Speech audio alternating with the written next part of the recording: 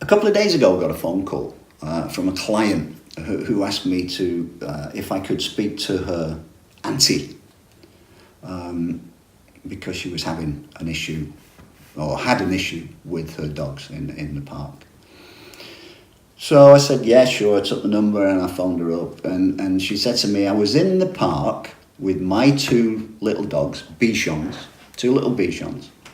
And a man came up and just kicked one of them. So I said, oh, that's not fair.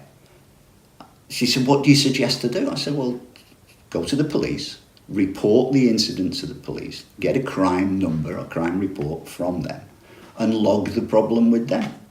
And they'll probably ask you for a description or any information you can give them, and just leave it up to them, because you need to log it, because it's against the law. You just can't go up and kick somebody's dog.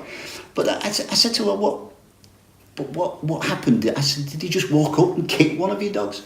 And she said, well, I said, was he a young lad, or did he look like somebody that was living rough or was having some problems? She said, no. She said he looked quite a nice man, and he was just walking through the park, following his daughter on her bike. So, some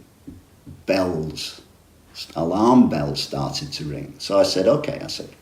So the little girl's on a bike, and her dad's following behind her.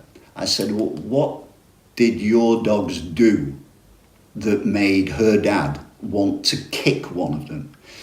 And she said to me, well, they just ran up to say hello. And I said, what exactly do you mean, say hello? She said, well, they were just barking hello. The little girl fell off the bike, cut her knee and cut her arm. One dog ran back to me and the other one was still barking at her. So the dad just kicked this one out of the way until it came back to me. So I said, the problem is that you had two dogs out of control in a public place that put somebody in fear, this young girl in fear of being bitten. And because of that, you are in contravention of the Dangerous Dogs Act, because that's what the Dangerous Dogs Act states. Your dog does not have to bite somebody.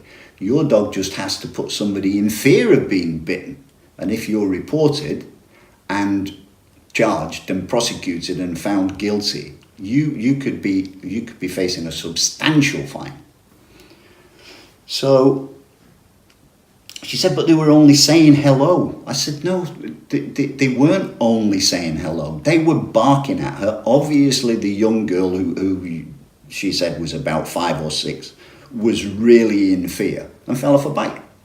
So the problem here is that we've got an elderly lady with 2 little white dogs that's potentially in trouble with the law because she had 2 little dogs out of control, which is one offence. But there's 2 levels of offences under the Dangerous Dogs Act. There is an offence where if your dog frightens somebody, you could get in trouble. But there's an aggravated offence. And the aggravated offence is a much more serious offence. And that is if somebody gets injured. Now we're in a situation where we've got an elderly lady with 2 little white fluffy dogs that is actually guilty of an aggravated offence under the Dangerous Dogs Act. Now, the fines for this are incredible for an aggravated offence. They could be up to £20,000. You know, the term in prison could be up to 14 years. You know, the future of the dog could be in doubt. But with an old lady with 2 little Bichons, that's not going to be the case, because the gentleman in question didn't report her to the police, so that was in her favour. Now, if the police would have visited her, they'd have recognised the situation. She's an old lady, she had 2 dogs, she was trusting the dogs, she thought the dogs were just saying hello. She wasn't aware of the law and the seriousness of what had happened.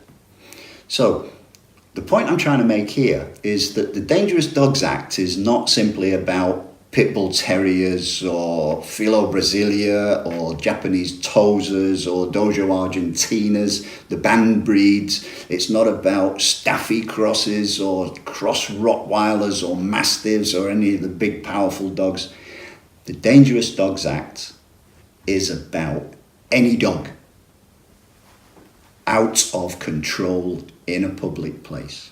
So when I eventually had explained this to her, she said to me, she said, well, really, if the little girl had have had knee pads on and arm protectors, she wouldn't have got hurt.